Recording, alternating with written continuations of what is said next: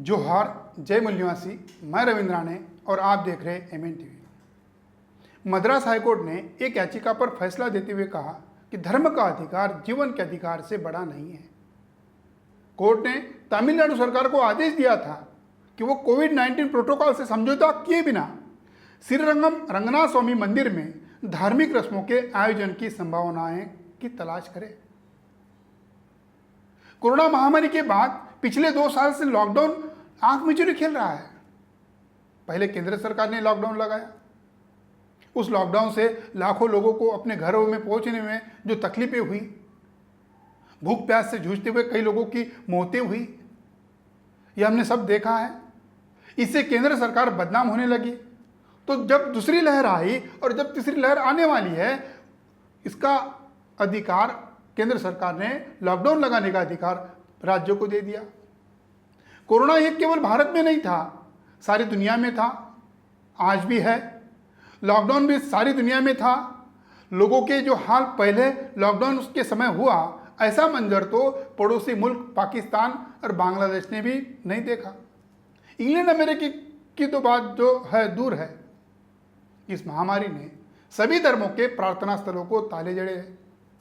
शादी के शुभ मुहूर्त, अंत्यविधि के बाद ब्राह्मण भोज या तेरहवीं आदि जैसे सारे ब्राह्मणी धर्मों के ढकोसलों को हमेशा के लिए आउट होना चाहिए था, बंद होना चाहिए था।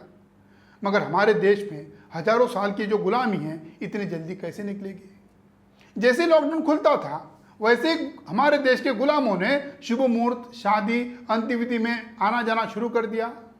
कई राज्यों की विधानसभा के चुनाव हो गए।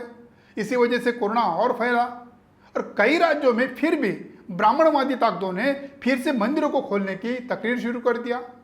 वैसे श्रीरंगम रंगनाथ स्वामी का मामला हुआ है और इसी याचिका पे मद्रास हाईकोर्ट ने निर्णय भी दिया।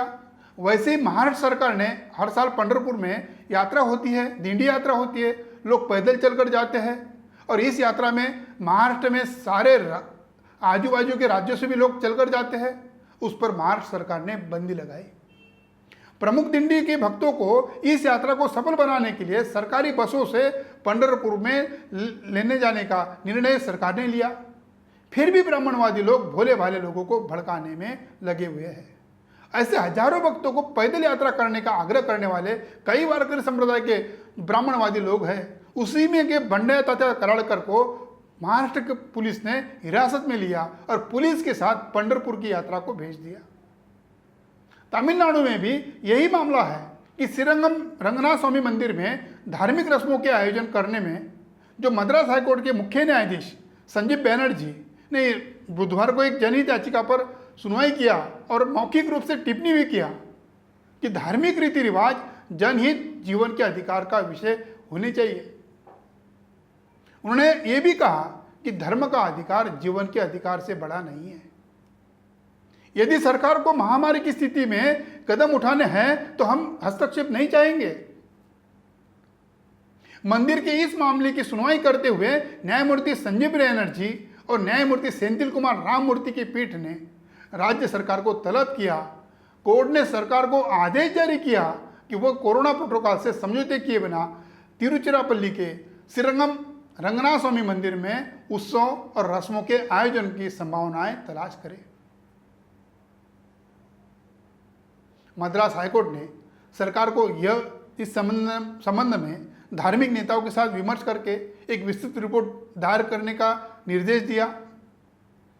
कोर्ट ने इस मामले की सुनवाई 6 सप्ताह के लिए स्थगित भी किया। ये जो धार्मिक मामले होते हैं, इस मामलों में हमारे देश में अनेक संतों ने प्रबोधन किया। संत कबीर हो या अन्य संतों में बड़े पैमाने पे प्रबोधन किया।